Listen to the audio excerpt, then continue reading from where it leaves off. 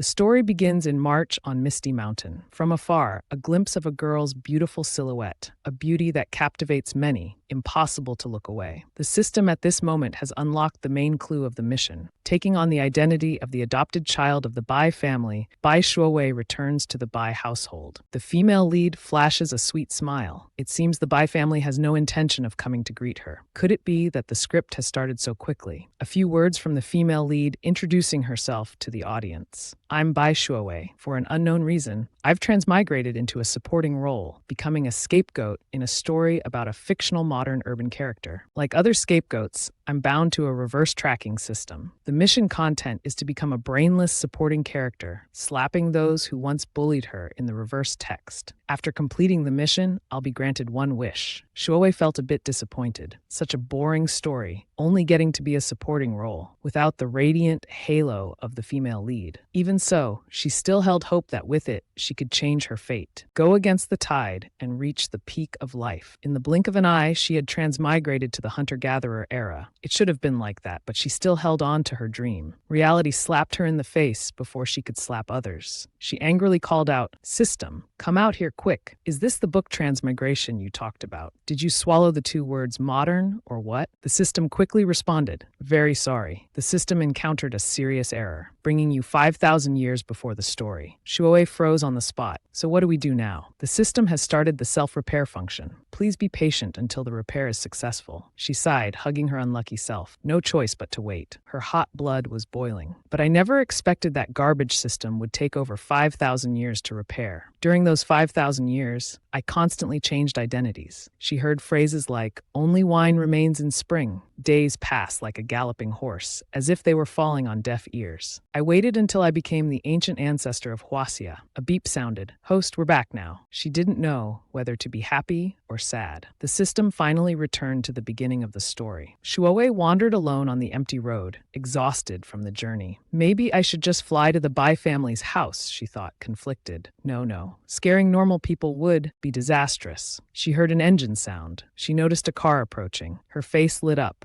Looks like she won't have to exert herself anymore. She shouted, signaling the car to stop. The driver stopped and poked his head out. "Miss, is something wrong?" Shuowei asked. "If you're going down the mountain, could you give me a ride for a bit?" The uncle hesitated. "Well, An authoritative voice rang out. "Don't drive." She cursed inwardly. How stingy. Then tried to think of a way to hitch a ride. She secretly used magic to eavesdrop. So that's how it is. Seems like she could still persuade them. Shuowei asked with a bright face, "Are you lost on the mountain? I know the way down." Another person poked their head out. "That's great. Finally, we don't have to wander around here anymore. Miss, please get in the car." She had been waiting for this moment. The back door opened. As she folded her umbrella, she glanced inside. A CEO with a godlike face, emanating an icy aura like a glacier, rarely glancing at others, yet she was already moved. This face looks pretty good, but why does it seem so familiar? The entire long journey was filled only with Shuowei's directions. "Keep going, turn right, now turn left." The driver was delighted. "Amazing, young lady. You're really talented. We've made it down the mountain." She modestly replied, "It's nothing special." The boy suddenly spoke up. "Uncle, I'm so sorry. It's all because I heard grandfather's illness had relapsed and dragged you here. We couldn't find the white divine doctor, and you missed your meeting because of it. Now that I think about it, that doctor is really mysterious. Maybe it's just everyone's imagination." Hearing her laugh, the boy asked curiously, "What's so funny, miss?" She spoke up. "Could you take me to Haicheng Chengnan Songba Road?" The car was filled with questioning looks. She briefly explained, "If you can take me there, I'll give you these vegetables and herbs. Perhaps they might help with your grandfather's stomach cancer." Their faces turned pale. How does she know grandfather has stomach cancer and using vegetables to treat stomach cancer? Is this a joke? Only now did the CEO speak up. "All right, we'll take you there." Shuowei moved closer. "Thank you so much." The boy's inner thoughts screamed. Just now, Uncle refused to let her in the car, but now he's changed his mind. Has his personality changed too? Accidentally smelling the man's scent, she marveled. Such pure spiritual energy. Shuowei's face flushed. "Hey you." She gently lifted his face. "Has anyone ever told you that you look like Tang Seng's flesh?" He was shocked for a moment, then regained his cold demeanor. "Tang Seng's flesh. Many years ago, someone seemed to have said that to me. The two in the front seats could only lament, "Save us. Uncle Four is being teased. What if he gets angry and kills us to silence us?" A moment later, the car stopped by the roadside. "Young lady, we've arrived at the place you mentioned." Shuowei waved goodbye. "Thank you for giving me a ride." The CEO gazed after her longingly. "This girl is very strange. Have someone investigate her background. You must find this girl interesting already." The master of the Bai family shouted, "Now this old man's words have no effect anymore, right? I told you to go pick someone up. Why didn't you go?" The concubine's daughter thought disdainfully, "It's just some country bumpkin who came out of nowhere. Why bother picking her up?" Bai Guofu continued scolding. "You all." Before he finished, the sound of a door opening interrupted him. Shuowei walked in. "If you didn't send someone to pick me up, I came on my own." Everyone was captivated by her beauty. She confidently spoke. "Hello, everyone. I'm Bai Shuowei." Guofu stopped for a moment, then rushed over with tears in his eyes. "Great ancestor, you finally arrived." Flashback to 65 years ago, young Guofu, now Guofu, went into the mountains to find the great ancestor for help. His body shook uncontrollably. "Great ancestor, can I hold on until I find the great ancestor?" Suddenly his mind cleared. "This scent is." He immediately staggered towards its source. The fragrance was like that of 1,000 flowers. After a while, he arrived. Shuowei spoke, "You there, what's wrong?" Guofu collapsed on the ground, exhausted. He mumbled, "I'm from the Bai family. Great ancestor, please save me." Back to the present, he was overjoyed to see her. "After all this time, great ancestor, you're still as young as when we first met. If you hadn't saved me back then and given me so many seeds, the Bai family wouldn't be where we are today." Those present began whispering, "What's going on? Is the old man suffering from senile dementia? He's dragging a young girl into old stories, even calling her great ancestor." Shuowei, sipping tea, said, "It's nothing special, but it's been nearly 25 years since we last met. Little Fu, how's your health these days?" He hastily replied, "Great ancestor, everything is fine with me now," sheepishly admitting, "I just missed the taste of the white radishes you grew yourself." Shuowei regretfully replied, "That's unfortunate. I hitchhiked here earlier. I gave all the vegetables I picked to the driver." He heard her words like a thunderbolt. "What?" He glared at them with fiery eyes. "It's because of these ungrateful ones that I've lost all my vegetables."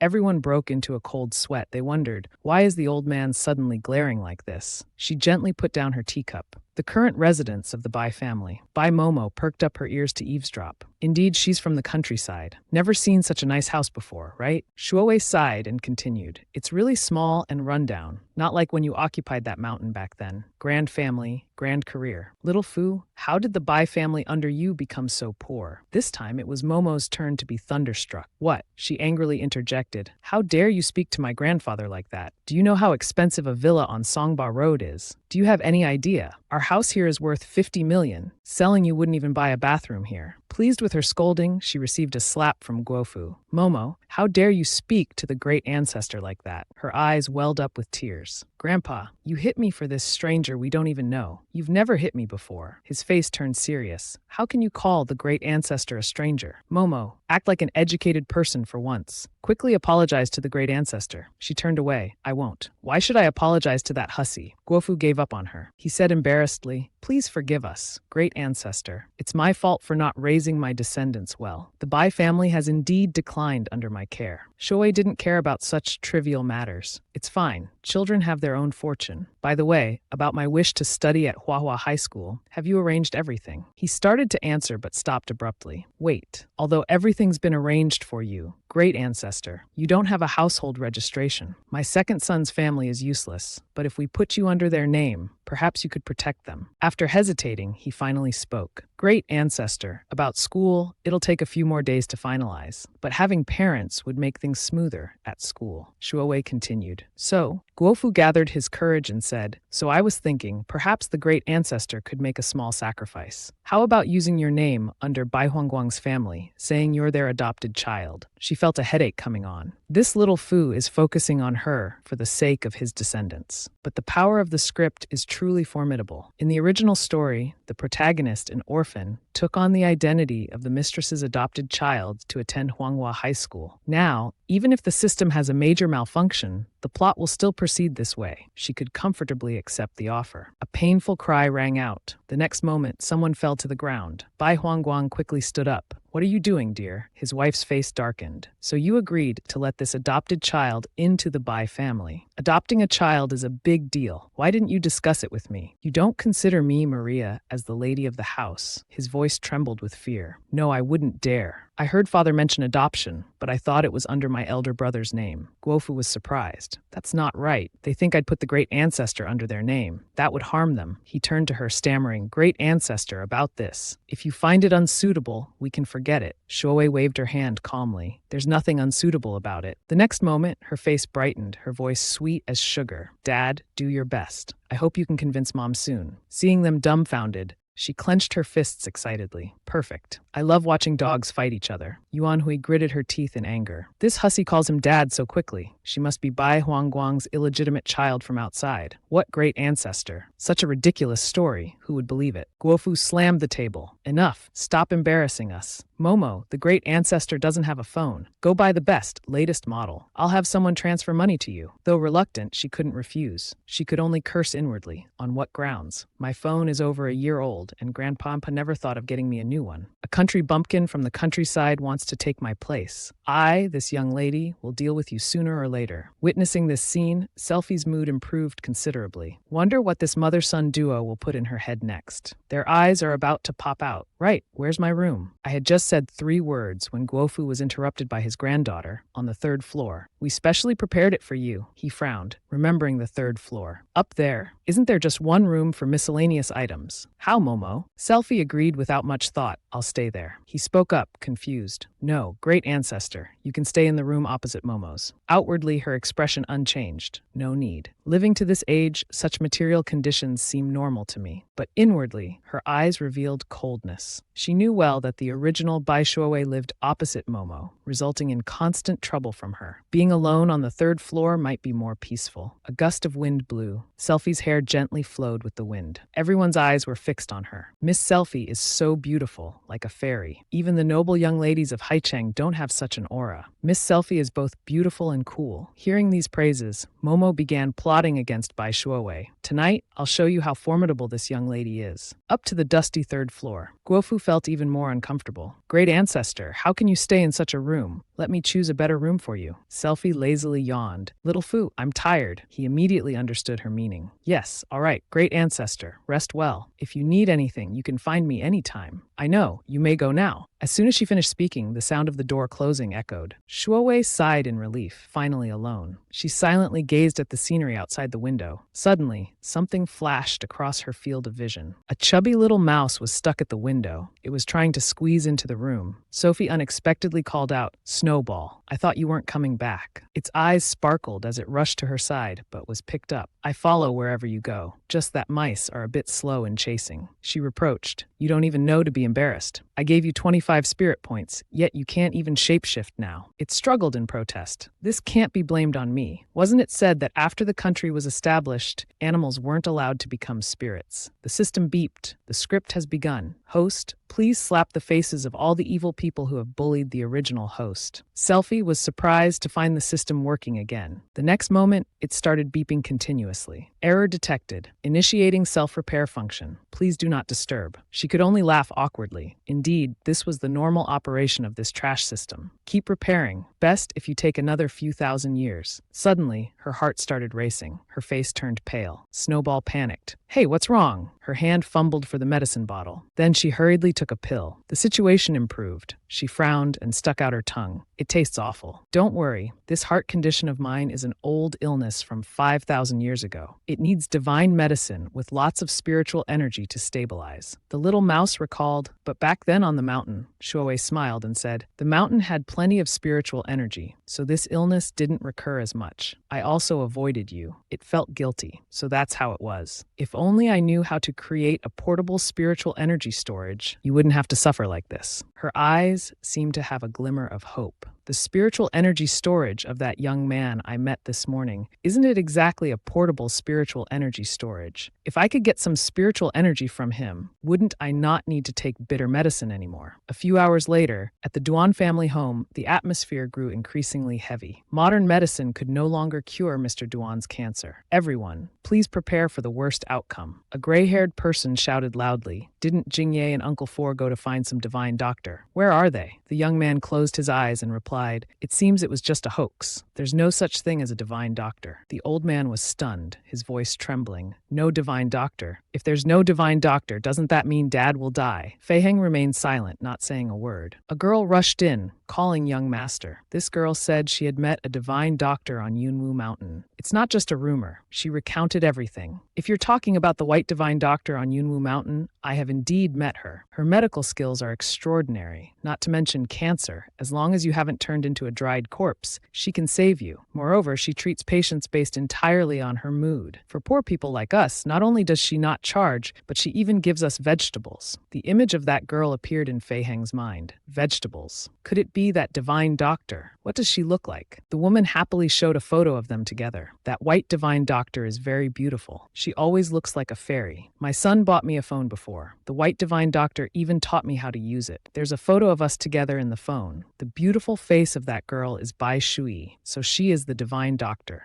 Jingye looked at it with wide eyes. Isn't this the girl who hitched a ride with us this morning? That's right, that's right. She said grandfather's stomach was ill. He asked sternly, where are the vegetables she gave? At that time, she said, these vegetables might be helpful for him. Jingye gaped, vegetables. Right, she said, those vegetables could alleviate grandfather's condition. He immediately rushed off to search. Don't tell me the kitchen gave them to the dogs already. Oh heavens, keep the food. Fei Heng instructed, send me this photo. Don't tell anyone else about her. Send someone to find her immediately. The two replied in unison, yes. Looking at the girl in the photo, the corner of his mouth curved up slightly. Unexpectedly, there's a chance to meet again. Shui was leisurely reading a book at this time. A knock on the door sounded. Then Yin entered. Here's the phone I bought for you. A new SIM card has been installed. She indifferently accepted it. I've used this phone before. Yin's inner voice screamed. How could she tell? Unexpectedly, this country bumpkin has sharp eyes. Unable to hide it, so she frankly said, so what if you've used it? A country girl like you using an Apple phone. Giving you a used phone is already very good. With a snobbish expression, a lowly person like you only deserves a used phone. Then the 10,000 that grandfather gave now belongs to me. She hummed a tune as she left. Shui examined the phone for a while. Then, she began to recover the data. Chu Shui asked if she was stupid. The data in the phone, not cleaned up thoroughly before giving it to you. Shui was bored. Indeed, it's a bit stupid to hand over one's weakness to others. It's rare, but stupidity has its limits. Well, the original is a novel with fictional characters, so supporting characters must have low IQ to make way for the female lead. The phone recovery was complete. A series of messages appeared. Shui was speechless. Such moral decay, this Bai Yin texting several guys at once to find warmth. The mouse, like a love teacher, said, you've been on the mountains so long you want to isolate from society. What's this about finding warmth? Nowadays, people call this flirting through messages. Her mind was suddenly enlightened. So that's what it is. Indeed, I forgot. Living 5,000 years, there are too many memories in my head. Unimportant things I really can't remember anymore. It had gotten dark without notice. A knock on the door sounded again. Miss Shui, it's dinner time. The master and young miss are waiting for you. Shui responded, all right, I'm coming. At the dining table, Guofu and his granddaughter playing the villain were waiting. Yin pretended to scold her. How could you keep grandfather waiting for dinner? You really have no manners. The old man irritably scolded Yin. We should wait for our ancestor no matter how long it takes. Shui smiled slightly and began to play dumb. Bai Yin, that phone is definitely for me, right? Everything inside belongs to me too, right? Her face stiffened. Damn this bitch. Suddenly mentioning that used phone again. Could she want to tell grandfather? I can't let her do that. She forced a smile and said, that's right. I gave it to you, so it's yours now. It has nothing to do with me anymore. Yin feigned innocence. Grandfather, look, I bought her a new 256GB phone, and she still says that. She must be unsatisfied. You've always taught us to live frugally. She laughed inwardly. Grandfather has always been frugal and hardworking. Hearing this, he must be angry now. This way, she won't be able to tell grandfather anything. The next moment, she received a big shock. Yin, how can you be like this? If our ancestor doesn't like the 256GB phone, then buy her a more expensive one, better one. If 10,000 isn't enough, I'll give you 20,000. If that's not enough, we can even custom design one. She couldn't understand. What on earth was grandfather mad about? Why treat this bitch so well? While the tension was high, Shui suddenly laughed. Yin, I just wanted to confirm something, in case later on I see something I shouldn't and misunderstand. Yin, clueless, didn't understand. What shouldn't you see? What are you talking about? The names Yin flirted with were read out one by one. Qi Tian, Kuyenje, Lu Hailiang, Di Sun Ping. Hearing this, she turned pale and shouted, "How do you know?" Finally, the day had come for the female lead to attend Huanghua High School. As the car stopped, Shui confidently stepped out, radiating. In an instant, she attracted many admiring glances. "That girl is so pretty. I declare she'll be my new goddess. Such great aura. Her clothes are beautiful too. Why haven't we seen her before? Is she a new transfer student?" Yinyan also got out of the car, but no one paid any attention to her. Damn it, I knew coming to school with her would make me fade into the background. But didn't I secretly cut her outfit already? Could grandfather have bought her 2 identical outfits? She angrily rushed over. "Now that we're at school, you can't talk carelessly about the Bai family or about the phone. If you do, I'll deal with you." Shui paid no attention to those words. "You should worry about yourself first. You knew all about my clothes beforehand and still act so arrogant and smug. You really lack discipline." She flicked her fingers lightly. The spell easily hit its target. Hearing a strange sound, Yin Yin asked, bewildered, "What was that sound?" Her uniform tore into small pieces, revealing a bikini. It turned out that's what she wore underneath. Surrounding students gossiped. "Is that Bai Yin from class 12? What's going on?" She knelt down in embarrassment, just wanting to dig a hole and hide. What on earth was happening? "Stop looking. Get away from me, all of you." Shui calmly turned and walked away. You reap what you sow. After finding the teacher's office, she knocked and greeted. "Teacher, I'm here to report in." The homeroom teacher pushed up his glasses. "Are you Bai Shui?" She cheerfully replied, "Yes. Hello, Teacher Zhou." Zhou Feng silently examined her. She's from the countryside. The Bai family's old master even put her in the elite class. What a bother. His voice turned serious. "Miss Bai, you want to enter class 12-9. This is an elite class, so the studies are very intense. Joining midway like this will be very difficult." Shui kept smiling. "Don't worry, Teacher Zhao. My purpose for coming to school isn't to study, but to follow the script." The teacher was shocked by these words. What the hell? If not to study, what are you coming to school for? Wait, I know. Those female students always talk about Duan Xingye and Shu Xingchen being the school's smart heartthrobs or something. This Bai Shui must be like those boy-crazy girls, coming here for boys. What a nuisance indeed. She observed the teacher's angry expression. "It's just as I thought." Her hand quietly pressed the calculator. Zhou Feng stood up and said, "Follow me to class. I'm warning you now. If you disturb other students' studies, no matter what your background is, I will expel you." Being a divine doctor, she had guessed it. This teacher's body wasn't well. "Teacher, please wait a moment." He raised his voice. "What else do you want?" Shui said, "A word of advice, teacher. I think you should go to the hospital for a CT scan, especially for the breast area." Zhou Feng was shocked to hear the 2 words, breast area. "Miss Bai, you're telling me to check my breast, but I'm a man, you know. Moreover, do you think your eyes are ultrasound machines? This kind of thing, how can you conclude with just a glance?" She didn't want to say anything more. "I see you as a good teacher, so I gave you a reminder. Believe it or not, it's up to you. Let's go to class, teacher." Zhou Feng stood there bewildered. What a strange person. When they reached the classroom door, the teacher spoke. "This is class 12-9. From now on, if..." Before he could finish, someone interrupted. "Divine Dr. Bai, why are you here? Could it be you're the new transfer student?" His eyes became sparkling. He even excitedly stood up in the middle of class. Come here, sit next to me, be my desk mate." The girls in class were fuming. Wasn't it said that Duan Xingye had no interest in girls? Why is he like this as soon as Bai Shui arrives? In contrast to the jealousy were the infatuated faces of the boys. What the hell? If one could sit next to such a beautiful girl, then the lucky one here is that idiot Duan Xingye. Shui understood another detail. So the person she met last time was the cannon fodder in this novel, Duan Xingye. Then the current deskmate must be the male lead, the illegitimate son of the novel's wealthy tycoon, the half-brother of Duan Xingye, Shu Xingshen. I remember, if I'm not mistaken, Shu Xingshen was adopted by the Shu family when Duan Xingye died. Poor kid. Even at death, he didn't know that the one he considered a good friend was actually his half-brother trying to seize his inheritance. Right now, he's still whining and begging. Xingshen pleaded, "Please give up your seat. I have something to ask Divine Dr. Bai." Her expression became serious. "Wait, if that's the case, then that piece of meat is Duan Xingye's 4th uncle, the villain Duan Feihan. If that's true, then I must complete the system's mission. Otherwise, my piece of meat will fly away." Xingshen's call interrupted her train of thought. "Bye-bye, I've cleaned up the seat for you. You can come sit now." She stammered a thank you. Xingye eagerly spoke. "Divine Dr. Bai, I really want to thank you for that day. My grandfather's condition improved a lot because of those vegetables from that day. These past few days, my fourth uncle has been looking for you. I must let him know about this. The teacher began to doubt. Could this Bai Shui really know medicine? Should I take a day off to go to the hospital for a checkup? Feihan was working when he received a message from Xingye. Fourth uncle, I found that divine Dr. Bai. Bai Shui is now my deskmate. He asked again. Her name is Bai Shui, with a few question marks. Why does fourth uncle always care about such unusual things? His face lit up with joy. Bai Shui, huh? The day Feihan had been waiting for had arrived. He had found the girl he'd been longing for. The secretary cheerfully brought the prepared items to Director Duan. The high-end suit for receiving guests is ready. Please take a look, sir. He hesitated. This one is too formal. Do you have anything suitable for meeting a woman? Her face couldn't hide the panic. What? Clothes for meeting a woman. Is Chairman Duan seriously ill? How could an old tree like the boss suddenly bloom at this time? She turned away in fear. Director Duan, don't worry. I'll go buy it right away. Feihan sent a message to Xingye. I'll pick you two up after school today. The bell signaling the end of class rang. Zhou Feng immediately left, surprising the students. Has Demon Zhao changed? He's not teaching overtime today. He wasn't even focused while teaching. Seeing Shui dreamily raise her head, Xingye spoke up. Divine Dr. Bai, you're awake. Sleeping during teacher Zhou Feng's class without being caught. You're really lucky. She cheerfully chatted, lucky. This isn't luck. It's the effect of a small spell, the invisibility spell. He heard this for the first time in his life. Small spell, invisibility spell. What are you talking about? Divine Dr. Bai snapped her fingers. It's nothing. Just consider it a joke. Xingshen brought over a stack of books. Classmate Bai, these are the new books I helped you get. I hope you'll quickly integrate into our class. The girls in the class were restless. Shua Xingshen is so gallant. If only he could be my boyfriend. Stop daydreaming. The class president is mine. Shui's eyes turned cold. She remembered that in the novel, Shua Xingshen also gained the protagonist's affection through this caring and attentive behavior. But it's a pity that now, I'm the one here. She took the books and politely said, thank you. Then, ignoring him completely, she muttered, the next class is literature, right? His mood began to sour. Why is she so cold? Normally, shouldn't she blush and thank me emotionally? If it weren't for wanting to maintain the image of a caring, warm person, I wouldn't even bother with her. Shui suddenly snorted. Xingye worriedly asked, Divine Dr. Bai, what's wrong? She pointed at the book and spoke. I didn't expect students nowadays to study poems that I wrote in the past. He couldn't believe his ears. What? You're saying this Mountain Peach Blossom Spring poetry collection was written by you? Shui indifferently confirmed. That's right. Gao Xiaoxiao overheard and mocked. Now even liars don't know how to draft their lies. Such an extraordinary poem, and you say it's yours. Why don't you also say you know Li Bai personally? Shui confidently replied, I actually did know him. We were friends back then. He always liked to drag me out drinking. When drunk, he would write poems. Of course, no one believed these words. Everyone regretted that this beautiful new classmate had mental issues. Where did this delusional girl come from? Xiao Xiao angrily challenged. All right then. Why don't you also say that the famous Mountain Moon Chronicles anthology, which everyone must read, was written by you too? Shui felt embarrassed. Isn't Mountain Moon Chronicles the novel I randomly wrote halfway through? How did it become so highly praised? Xingye grabbed her hand and pleaded, Divine Dr. Bai, we can deal with these matters later. Please see if you can help save my grandfather. Whatever the cost, we can pay. Shui gestured refusal. Don't talk to me about money. 10 Duan family houses combined together aren't worth half of my assets. This is wealth accumulated over 5,000 years. Suddenly, she remembered that handsome CEO and changed her mind. But if you introduce me to someone, I might consider it. The onlookers thought to themselves, Bai Shui really is sick, isn't she? She's looking down on the Duan family, a 100-year-old influential clan. And what's this about introducing someone? Is she trying to marry into a rich family and gone crazy? The classroom door opened along with a scolding voice. Didn't you hear the bell for class? Why are you still making noise? This is a classroom, not a marketplace. Those girls who come to class just for romance, don't disturb the other students. Shui observed her for a moment and then spoke. Why are you sick too? The students are frozen in place. So cool. A petty person like you, Teacher Li, dares to provoke them. She started to get angry. You dare scold a teacher. Shui helplessly said, I'm telling the truth. If you have time, go get yourself checked. I don't know how you all live past 25. Everyone has an illness. Teacher Li suddenly understood. No wonder earlier when Teacher Zhou went back to the office, he fainted. It must have been this new student who angered him to death. Zhou Feng lost all his energy. So men can also have breast diseases. I want to get checked. I want to go. She hurriedly supported the teacher. Teacher Zhou, what's wrong? What nonsense are you saying? Everyone, come quickly. Good, good. We won't have class this period. Prepare for a test. Hearing this, all the students let out a painful groan.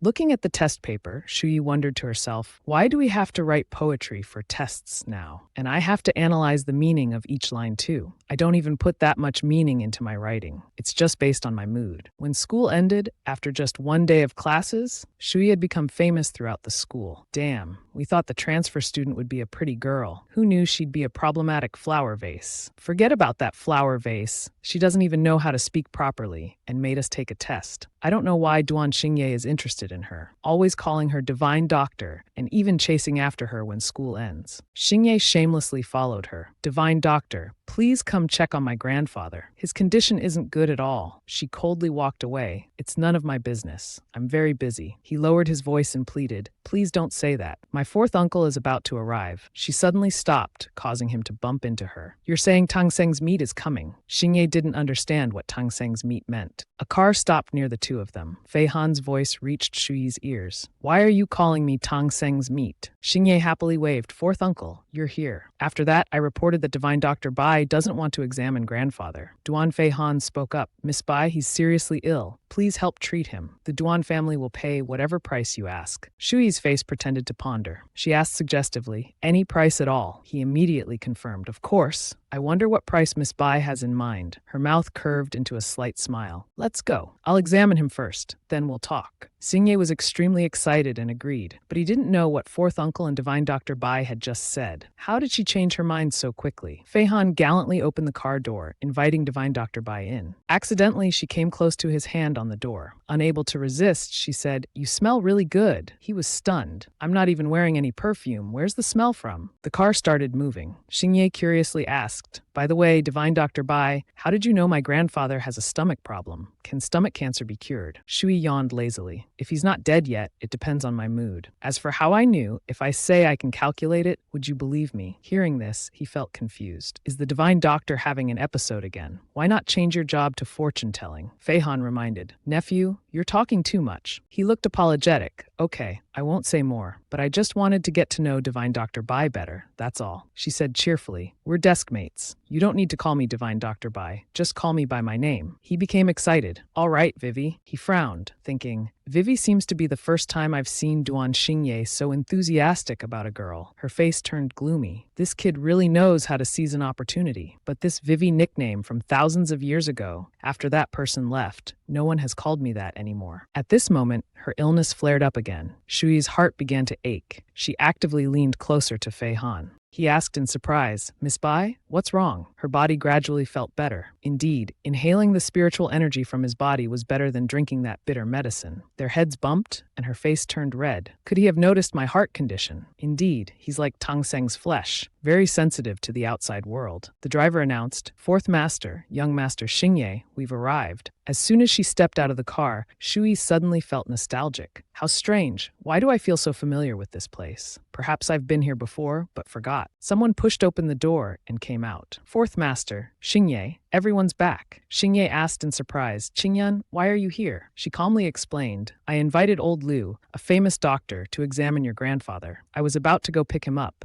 Didn't expect to meet you all here first. Looking at the girl before her, Shuyi vaguely guessed, is this the female lead in the novel, Tong Qingyan? Why does she look so much like the girl I saved 45 years ago? She approached Fei Han, her voice becoming gentle. Fourth Master, it's been a while. As usual, he only responded with a brief She hid her embarrassment. Fourth Master is still so cold towards me. Oh right, I wonder who this girl is. Shuyi pointed at herself and introduced, Bai Shuyi. Qingyan was surprised to hear this name. Bai Shuyi. Could it be the new transfer student? Shuyi remained calm. Seems my affairs have all been spread around. What did they say? Nonsense. Cursing teachers or being mentally ill. Qingyan's face turned pale. I think it's because people don't understand you well yet, so they say such things. Shuyi didn't care about such trivial matters. Just ignore them. By the way, what's your relation to Chen Manhwa? You look very much like her. She was shocked that Shui knew that person. Classmate Bai, Chen Meihua is my grandmother. She passed away 10 years ago. How can you call her name so casually? Shui felt a bit regretful. It really was unexpected. If I had known that the kidnapped girl I saved back then was the female lead's grandmother, I would have charged a higher fee. She suddenly remembered the main task. Right, where's the patient? I'm here to examine them. I'm not interested in discussing family matters. Xingye quickly pointed. Grandfather is in the back courtyard. I'll take you there. Qingyan wanted to chat more with Fei Han, fourth master, but after 2 words he cut her off. She's my honored guest. She felt jealous inside. Fourth master had never invited her to the Duan family home, nor cared for her like this before. It must be because that Bai classmate lied about being able to cure old Mr. Duan. That's why he's looking at her differently. She turned around and hurriedly left. If that's the case, I must quickly go pick up old Liu. Classmate Bai, I won't let you have fourth master so easily. 25 years ago at the Duan family home. Susu, don't worry. As long as you marry me, those bad people won't dare to harm you anymore. I, Duan Tucci, will definitely protect you well. He grabbed her hand tightly. She spoke up. Bai Su, I don't need anyone's protection and won't marry you. You'd better let me go now. Tucci firmly refused. No, I absolutely won't let you go. Even if you don't like me now, it's okay. Sooner or later, there will be a day when you'll see my good points. The door was locked tight. The words of the villains clung to her. Miss Bai, Tucci really likes you. Please consider it further. Men take wives, women get married. Miss Bai, just compromise. That's right, Miss Bai Su. Mr. Duan likes you so much. He will surely treat you well. Miss Bai, as a woman, it's better to settle down, get married early, and have children. The Duan family accepting you as an orphan is already very good. She pressed her lips tightly. Duan Tucci, you should know your limits. A moment later, everyone panicked and shouted. Miss Bai Su is nowhere to be found. Quick, go search. She had luckily escaped from the noisy room. It was unbearable. These people, what right do they have to meddle in other people's lives? Her breathing became heavier. Oh no, I don't know the way. They're about to catch up. Which way should I run now? Suddenly, a little boy grabbed her hand. Han, why are you here? The boy pulled her along. Follow me. I know a secret path that leads outside. She asked in surprise. You want to let me go? Han nodded slightly.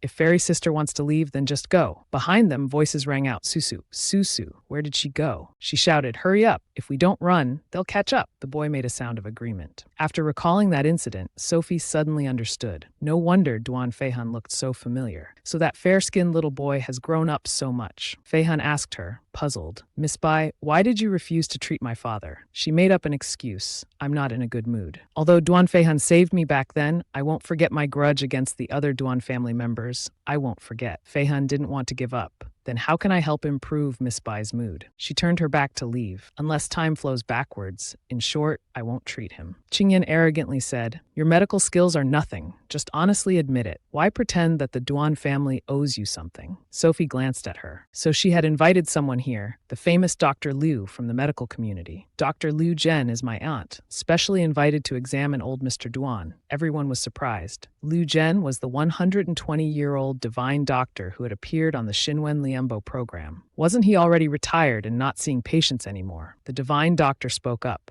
If it weren't for the sincerity of the 2 Duan young ladies, I wouldn't have come down from the mountain. Sophie fearlessly challenged, you dare say my medical skills are inadequate. How about tonight I find your master and see if he dares to speak to me like that? He angrily shouted, you're still wet behind the ears, daring to insult my master. My master passed away over 10 years ago, she calmly replied. That's why I said we'd have to wait until tonight. Seeing him getting angry, Qingyan quickly pulled him back. Dr. Liu, don't be angry. The examination is more urgent. A moment later, Dr. Liu, how is old Mr. Duan's condition? Liu Zhen confidently asserted. He can still be saved. Can be saved. I can make him live for 2 more years. Let's start the acupuncture now. Jingye whispered to Vivi. Didn't you want to leave? Why are you still here? Her face was full of amusement. No rush. Let me watch this good show first. Feihan stood in the corner without saying a word. Each needle was inserted into the old man's body. At the 7th needle, he suddenly coughed up blood violently. Jingye panicked. Grandfather? What did this quack do to my grandfather? His hands trembled in fear. No, this can't be. My treatment method cannot be wrong. What did you use on him before? It must be that causing the problem. The assistant pointed at Sophie. That's right, he used the vegetables she gave him before. I heard those vegetables were a gift from Miss Bai here. Her expression remained calm. He ate them days ago. If there was a problem, it would have shown up earlier. Your medical skills are lacking, yet you want to falsely accuse others. Jingye pleaded with Vivi. Vivi, please don't just stand there watching. I beg you, please help save my grandfather. If this continues, he'll die. Feihan made a promise. Miss Bai, if you can save my father besides paying your fee, as long as it's not illegal, I'll unconditionally agree to one request from you. Everyone was shocked hearing this. A promise from the heir of the century-old Si family, begging a doctor so sincerely. Sophie smiled lightly and cheerfully replied, "You said it yourself, okay? Tang Seng's flesh." She immediately went to the sickbed. "Stand aside and watch, you disgrace." Lu Zhen was furious. Sophie was fully prepared. She then skillfully performed acupuncture. The needles began to take effect. Lu Zhen was shocked. 13 needle technique. How did you learn that? No, no, no. At your age, how can you insert 13 needles at once? She confidently said, "This is an acupuncture method I created. How could I not know it?" Hearing this, he shouted, "Absurd. This method originated 4,000 years ago. How could you have created it?" She sighed. Why do people always refuse to believe the truth? Feihan thoughtfully wiped Sophie's sweat. She shyly replied, "Thank you." Someone came in to report that Sanjia, Duan Tuki, and Miss Dong had arrived at the gate and would be here soon. Sophie's expression immediately darkened. Hearing this news, Sophie quickly left. Jingya hurriedly held her back. Vivi, where are you going? My third uncle is a famous star. Aren't you staying to meet him? I can ask him to give you an autograph." Her expression turned cold. Duan Tuchi, I don't need his autograph, but I do want his life. Hearing this, his face paled slightly. Sophie quickly walked out. I'm leaving for today. Old Mr. Duan's condition can't be cured quickly. I'll add a new prescription tomorrow. Let's go. Now is not the time to deal with the Duan family. Duan Tuchi, the future is long. Feihan stopped Jingya. Well then, for future convenience in contacting you, I wonder if Miss Bai could leave a way to contact you. She sincerely said, "For now, I don't have a way to be contacted. I don't even have a phone yet, because that evil Yin Yin took it as her own. The new phone is mine, and Sophie doesn't want to use things others have used." His eyes lit up. No phone. This is a chance to close the distance. Wanting to have a chance to be near her, Feihan could only take an indirect approach. I'll take you home. We'll probably pass by a shopping mall on the way. Can I buy you a phone? Sophie hesitated.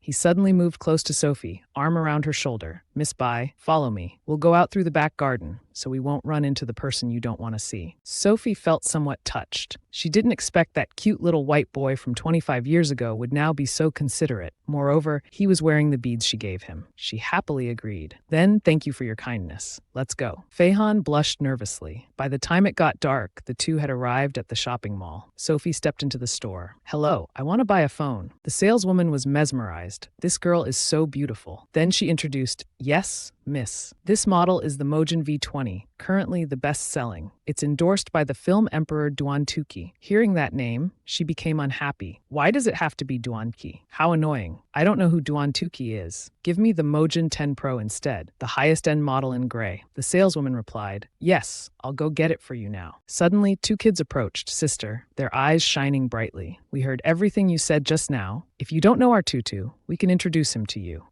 We're longtime fans of Tutu. We've liked him since elementary school. We know everything about Tutu. Sophie had no chance to refuse. The two kids spoke as if reciting an essay. First of all, Tutu is very handsome. Although he's nearly 40, he still looks very young. He just has a more mature aura now. Moreover, Tutu is very dedicated and meticulous in his work. He does his own action scenes without needing stunt doubles. He doesn't film multiple projects at once. He's a role model in the entertainment industry. Sophie couldn't be brainwashed by these words. Little girls saying he looks young only proves that he has money to buy expensive skincare products, spend a lot on makeup artists and photo editors. Do you know about East Asian dark magic? Also, now they're praising dedication and meticulousness at work, which is just a basic quality everyone should have. Decades ago in the entertainment industry, there were plenty of people dedicated and meticulous in their work. It's nothing special. One girl pouted, how can you say that, sister? If Tutu doesn't wear makeup or edit his photos, he's still more handsome than those traffic-oriented actors who aren't dedicated to their work. The other girl chimed in similarly. Also, decades ago, there were indeed many dedicated actors meticulous about their work. But who says the entertainment industry wasn't chaotic then? I can assure you that none of them were as pure as our Tutu. The two kids continued their essay. Tutu debuted at 58 years old because he was abandoned by a woman. He said he became a celebrity so that if that girl changed her mind, she could easily find him. Tutu even announced he'd wait for that girl for 25 years. Who could be so cruel to treat our Tutu like that? Then they hugged each other and cried. It's so heartbreaking. Sophie felt disgusted. That year, he imprisoned and confined me, and now he's putting on this act of deep love. Duan Tucci, you're something else. her face cold. You kids are quite sick, aren't you? The person he's waiting for left, which means she's not interested in him. He's just being overly romantic. What's this about waiting 25 years? Does that girl need him to wait? It's all for show. The two kids were shocked. I get it. You must be Tutu's anti-fan. Right. What's this about not wanting the Mojin V20? It's because you can't afford it, right? Sophie pointed at the price list. I'm just being honest. Besides, between the Mojin 10 Pro and Mojin V20, which one is more expensive? I think anyone with eyes can see that, sister. As the two kids were about to argue further, someone intervened. They're harassing my friend. Please take them all away. So that's why Fei Han wasn't seen earlier. He went to call security. As the two kids were being dragged away, they shouted, "We weren't harassing her. We were just defending Tutu's reputation. Let us go. Let us go." At this moment, Sophie also understood. I wondered why Mr. Duan stopped the car for so long, so he went to find security. But this tactic of yours doesn't fit the image of a domineering CEO. His expression serious. Knowing and understanding the law is every citizen's duty. Hearing this, she laughed until tears came out. The villain of the original story knows and understands the law. I don't understand what's so funny, he said. Miss, the staff member announced, I've brought the phone and store gifts here for you. Sophie politely replied, that's fine, thank you. She turned on the phone and checked it. As expected of a new model, not laggy at all. The camera is also very good. Fei Han watched her intently. His gaze was deep and he was actually quite nice. He drove her back home. As she was about to get out of the car, Sophie handed him something. Mr. Duan, thank you for the phone you gave me. This water bottle is my gift in return. He accepted the gift. Thank you. Now, Miss Bai, can you give me your contact information? Remember, if I'm not mistaken, this water bottle was a free gift with the phone purchase. She casually agreed. Of course, Mr. Duan. Actually, your father once wronged me. I didn't want to save him, but out of respect for you, I did. Sophie moved closer to his face, her finger playfully teasing. But don't forget the agreement between you and me. As soon as she entered the house, Yin Yin picked a fight. Just now, I was standing on the balcony and saw you return in a Rolls-Royce. Whose car was that? Sophie turned away. It's none of your business. Guess what, old man? Do you dare talk to me like this? She angrily shouted. My grandfather must be under your love spell. I thought since you're from the countryside, you'd be simple and honest. Who knew you'd cling to rich men? Sophie made Snowball secretly climb up her leg. Yin Yin saw the creature and her scream echoed everywhere. Then she danced the Vina House mouse. Fat mouse. Take it away quickly. Snowball, having accomplished its goal, returned to Sophie's side. Guofu frowned and scolded Yin Yin. The old ancestor is in our house now. Is this how you behave? Embarrassing our Bai family's daughter. Who taught you to climb on the dining table? Get down quickly. She cried in fear. I understand. Sophie touched the mouse, praising, oh, you clever thing. Snowball excitedly said, today the old ancestor handled it beautifully. She spoke, don't interrupt. Today I told you to inventory my assets around the world. How is it? Finished. It has completed the assigned task. Of course, it's all okay. The old ancestor's 5,000 years of accumulated wealth surpasses the world's richest person many times over. Moreover, I discovered that the Dong family in Haicheng has owed you money for 10 years but hasn't repaid. Sophie hadn't paid attention to this matter. Years ago, she saved Chen Meihua and invested some money. They agreed that if her business prospered, she would repay 100 or 1,000 times more. So every year she would deposit 30 million into her account. However, Chen Meihua passed away 10 years ago. The Dong family didn't even care about it anymore. She calculated 15 years is 300 million. Unfortunately, our female lead Dong Qingyan wants to default on the debt. Send a letter to the Dong family for me. Within 1 month, transfer 400 million to me. The extra 100 million is interest. It's not so easy to owe me money like that. If they don't pay, they'll face the consequences. Snowball accepted the order. No problem. I'll send it right away. I like watching you lend money at high interest. The mouse began drafting. Sophie sighed. Aren't you tired of this? That white fox I raised 10 years ago has already learned to transform. Her eyes were tinged with sadness. But later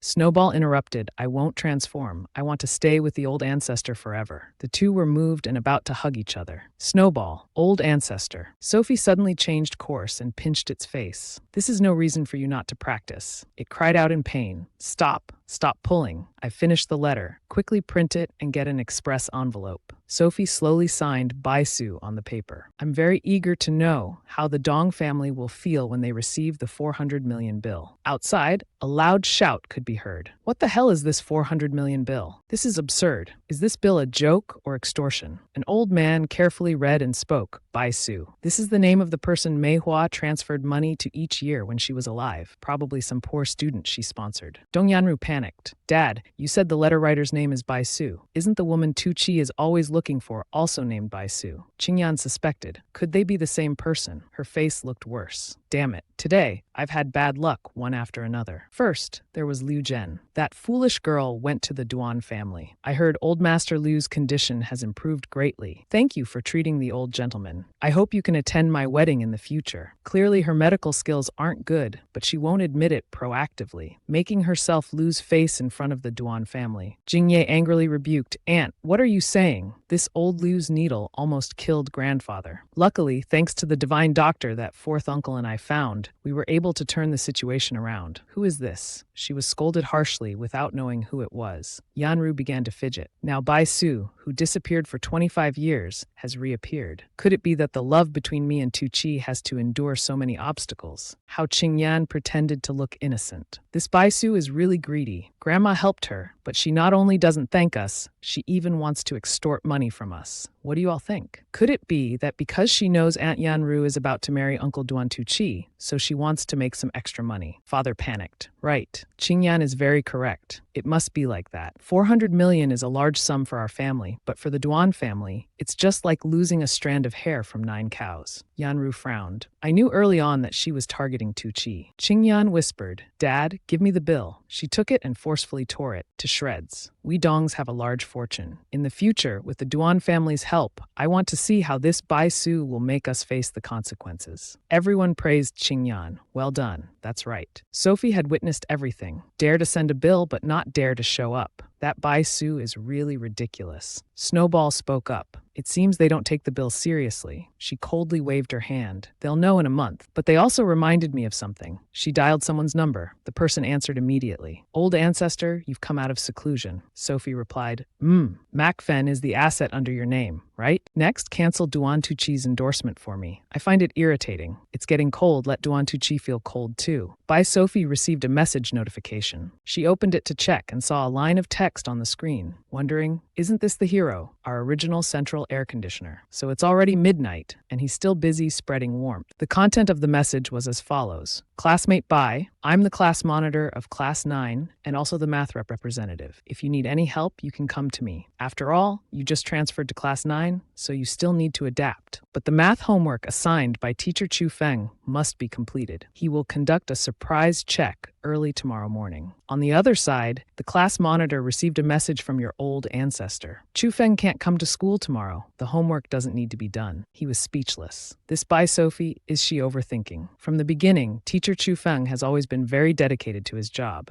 Rain or shine, he comes. How could he not come to school? Suddenly, a flood of notifications rang out continuously. He was so startled he almost dropped his phone. What happened? He checked and saw messages from the homeroom teacher sent to everyone. Class 9 students today. Teacher Chu Feng suddenly fainted. From tomorrow onwards, he will temporarily stay at home to recuperate. Tomorrow, all students will have self-study. The students chattered among themselves. Is Teacher Chu okay? Teacher Chu must recover soon, okay? Some students happily messaged, no need to do homework anymore, and then said they sent it by mistake. The class monitor thought in surprise. So she was right after all. This must be just a coincidence. At another place, all right, it's been quite a while, the woman said, and then opened the door. She called out loudly upstairs, Sophie, miss, someone's here to see you. She replied, I know, please bring the guest up here. After meeting, she smiled and said, Teacher Chu, you've come. I told you that you would definitely come to find me. He came with a funeral face, grabbed her hand and cried out, Student Bai, you're truly a god. I really have breast cancer. The doctor said it's already in the final stage. Surgery would be very dangerous, but if I don't have surgery, I'm afraid that. He couldn't continue and asked directly, Can you save me? I'm still so young. My students still need me to teach them. Sophie cheerfully replied, Of course I can. You're truly a good teacher, always thinking of your students. Sit down and lift up your shirt. I'll give you a few acupuncture needles and it'll be fine. He didn't hesitate and immediately did as told. 10 minutes later, 10 needles had been inserted. He anxiously asked, "Student Bai, is it done?" "So many needles already." She said, "Those few needles just now were only to open up blocked and stagnant blood vessels. I'll give you 2 more pills. Stay at home to recuperate for another week, then you can return to class." Hearing this, he exclaimed, "I still need to rest for another week. What about my students who need to review? They're in high school now. We can't delay." Sophie said in a serious tone, "If you want to die, I won't stop you." Teacher Chu immediately became scared. Life was still the top priority. "Student Bai, when I get home, I'll prepare study materials for you, help you improve your grades." She refused, saying, "That's not necessary." After everything was done, she watched the teacher's car leave and thought, Chu Feng's matter is now settled. Next is the prescription for the Duan family. I remember that the Duan family seems to be under the leadership of Duan Fei Han. They've surpassed 8 great families to become a new prominent family. Today, let's see how much money the Duan family has. She smiled a devious smile. When an ancestor smiles like this, they're definitely going to scam someone. Duan Feihan heard the message tone and glanced at it. He smiled when he saw it was from her. She said, "Mr. Duan, I've finished writing the prescription. Pick me up after school tomorrow and we'll go buy the medicine together." He replied, "Thank you for your hard work, Miss Bai." She cheerfully said, "No, it's not hard work. See you tomorrow," followed by an emoji. Feihan felt a bit disappointed. He actually wanted to chat a bit longer. He looked at a pile of books on language arts. Good conversationalists are smart people, and sighed. The next morning at school, Momo was sitting in the canteen with a murderous look.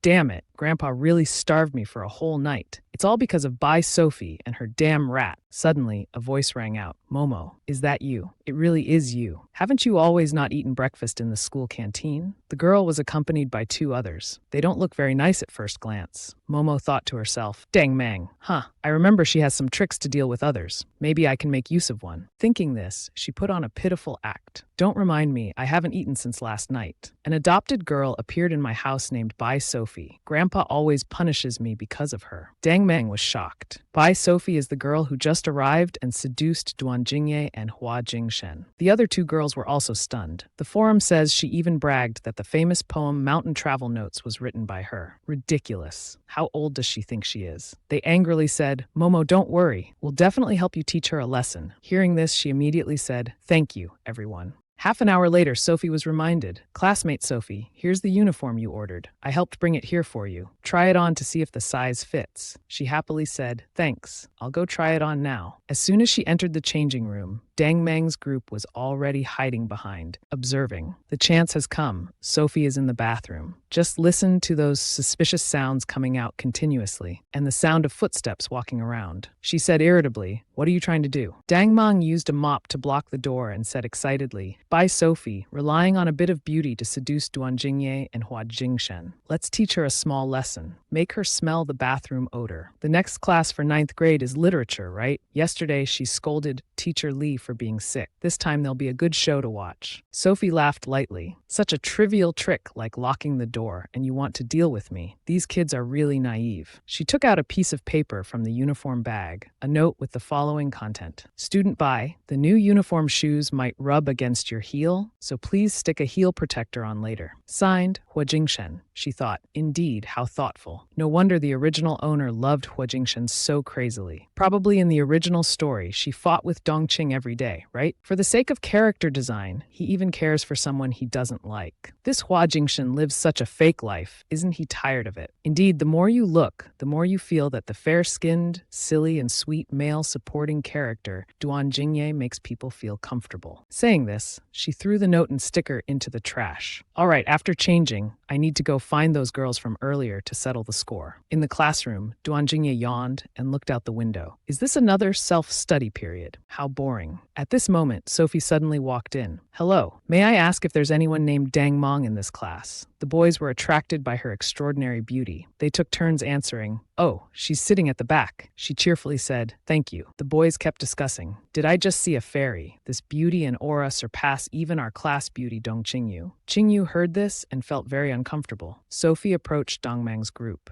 At this moment, the girls were very tense. "We've met a ghost. We clearly don't know her at all. How could Bai Sophie possibly find us? And how did she get out?" Dang Mang tried to calm down and stood up. "Student Bai Sophie, this is class 12 above grade 11. Class is about to start. Please return to your own class." However, she still approached and said with folded arms, "No rush, you apologize to me and I'll return to class." Dang Mang was now scared but still stubborn. "Apologize. Don't talk nonsense. We didn't do anything. Do you have any evidence?" Seeing her getting closer, Qingyu immediately stepped out to block Dang Mang. "Student Bai, I'm Dong Qingyu, class president of class 12 above 11, regarding Dang Mang's matter." But Sophie immediately interrupted. "Dong, this doesn't concern you, so don't interfere. If you're so free, why don't you pay back all the money you owe?" Qingyu was stunned. People around started whispering. "The Dong family, though not aristocratic, is quite wealthy. They owe money. Is it true or false? My dad's company collaborates with the Dong families. Should we reconsider? The Dong family owes money. This is hot news. I must quickly report to my brother." Qingyu weakly couldn't hold back her tears. "Student Bai, why are you making things up? When did my family ever owe money?" Sophie calmly asked back. "You tell me, friend." "Contract." She was shocked and thought, could she be talking about the 400 million debt bill from last night? That's ridiculous. But how can that be considered a debt? And how does Bai Sophie know about it? She then turned to Dang Mang and said, "As for you, you're the one who locked me in the bathroom, right? Or do you want to deny it?" But she still argued stubbornly. "How do you know I locked you in the bathroom?" "Student Bai, can you see through walls? Could you see who was outside?" Qingyu spoke up again. "Student Bai, Dang Mang is right. If you were locked in the bathroom, how could you have seen their faces? So please don't make false accusations." Sophie ignored her and continued. "Don't believe me? Then listen to what she says." She snapped her fingers. An audio recording played. It was Dang Mang's voice saying when she used the mop to block the door. The three of them were extremely tense. Sophie laughed and said, "Class President Dong, did you hear clearly? Tell me, do they need to apologize now?" Qingyu clenched her fists. So they really did this, and even admitted it like that. What kind of trick is this? At this moment, Dang Mang was still defiant. "This, by Sophie, was just friends joking around in the bathroom. You're making too big a deal out of it. Can't we even joke around?" Sophie said sternly. "A joke is when both you and I enjoy it. That's what you call a joke." Students in the class agreed. "Student by Sophie is right. If only you enjoy it, it's called bullying." "That's right. Moreover, this isn't the first time Dang Mang has done this kind of thing." Suddenly, a powerful voice rang out. "Who tied the mop to the girl's bathroom door?" Dang Mang jumped in fright. "Homeroom teacher Huang." The angry 12th grade homeroom teacher walked in. "I heard teacher Huang has stomach problems. She often gets stomach aches. Could it be she couldn't hold it? Moreover, I remember the bathrooms are under renovation today. Only one is usable, but Dang Mang locked it." At this moment, she shouted, "If the person who did this doesn't come forward, I'll check the security cameras. Then you'll face the consequences yourself." The three culprits were now terrified. Teacher Huang said, "The mop is still tied to the door. How did it come off? Is this a ghost? Could Bai Sophie be some kind of spirit?" The spirit in their eyes turned back and smiled. "Hurry up and apologize, and quickly admit your fault. If you wait any longer, it'll be worse for you." They immediately bowed and apologized. Homeroom teacher Huang angrily scolded Dang Mang. "It's you again. Before tonight's self-study period, write a 3,000-word self-criticism for me. Not a single word less." Sophie observed and glanced at Momo. "Consider it resolved peacefully," she said, "right?" Momo trembled. She knows everything. She must know everything. She's not teaching Dang Mang and the others a lesson. She's clearly warning me. Unexpectedly, Sophie's smirk at the trembling Momo was secretly captured by Qingyu. She thought, "You said boys like girls who are gentle and obedient. But this Bai Sophie bullies her classmates like this. If fourth young master knew about this." Thinking this, she texted him. "Fourth young master, I met your classmate Bai at school.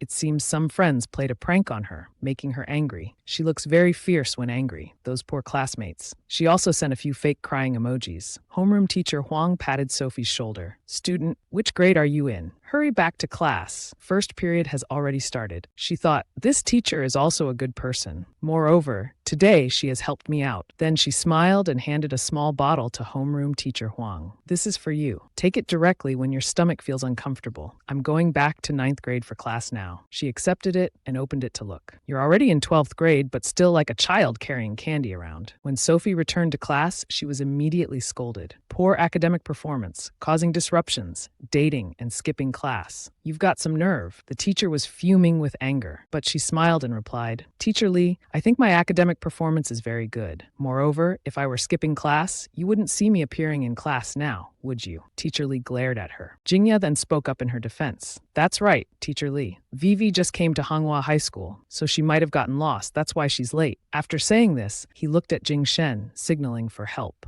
Seeing this, he also said, "That's right, Teacher Lee. Bai Sophie is a transfer student, so please give her some time to adjust." The female students angrily cursed this vixen in their minds. Duan Jingya and Xu Jingshen both spoke up for her at the same time. Teacher Lee angrily took out a test paper and handed it to her. "Fine. I hope Bai can carefully review her Chinese literature test. If you score like this again next time, you'll be asked to leave Class 9's top student group." She took the paper and thought to herself, "For the Chinese literature test, I wrote based on reality, so the score shouldn't be too low, right?" A moment later, she stared wide-eyed at her completely crossed-out test paper. There was also a teacher's comment. "All wrong. Have you ever studied Chinese literature? Even elementary students could answer better than you." Seeing her cover her face in embarrassment, Jingya laughed awkwardly and comforted her. "Vivi, think positively. Actually, your handwriting is very beautiful." These words only made her more upset. "Duan Jingya, you mean the only good thing about my Chinese literature test is the handwriting?" He quickly waved his hands. "No, I didn't mean that." Sophie pursed her lips and looked at the test again. "I need to see exactly where I went wrong," she thought. Question: based on the scenery described in the poem, analyze the author's thoughts while writing. She wrote, "Actually, there's no deep meaning at all. Mr. Lee was just drunk that day and wrote a few lines to show off." Chapter 15 in the Chronicle of Mountains and Seas. Shanghai hosts a banquet in the sky. Wei-gu wears a long dress, white on the outside with white stone embroidery trim. Please analyze why the author arranged for Wei-gu to dress this way. Please analyze the underlying meaning. Sophie boldly thought that the original author honestly had no special meaning. This guy just casually wrote it to scam some royalties. Jingya read it and was at a loss for words with Vivi. What kind of answers are these? How could you possibly get points? The normal answer to this question is clearly that Shanghai hosting a banquet in the sky is a climactic plot point. The author used the literary technique of foreshadowing in the book. Wei-gu dressing like that expresses her lonely state of mind. It also hints at her future fate. After saying this, he handed her a book. Vivi, the famous Chronicle of Mountains and Seas, is on the required reading list for the Chinese graduation exam. Study it carefully. Once you learn the exam techniques, your grades will definitely improve. Vi painfully dropped her head. This is absurd. Why do I have to study carefully the eunuch novel I wrote? At this time at Fei Han's meeting. All right, everyone, today's meeting ends here. You can all leave now, he said, then picked up his water bottle to drink. The people there were shocked, looking at his cute patterned water bottle. He didn't understand and asked again, "Are you all not leaving?" Hearing this, they awkwardly stood up. "Sorry, we're leaving." Everyone in this group wondered to themselves, why is Director Duan using a cartoon water bottle today? Has he been possessed by someone? I'm scared. He was very carefree at this moment, looking at his phone screen and smiling. There shouldn't be any other urgent matters today. I can go buy medicine with her without worrying. Suddenly, he read a message from Qingyan Sijia. "I ran into Bai at school. Someone seems to have teased her, making her angry." He frowned. Why is Qingyan contacting him again? Wait, does Bai mean her? He thought for a moment and politely replied, "I understand. Thank you for letting me know." When Qingyan received the message, she was overjoyed. "Great, Sijia knows now that you're the evil woman bullying classmates. Bai, don't think about pretending to be weak to win Sijia's heart anymore." The school bell rang. Jingya helplessly said to Vivi, "You must respect historical figures."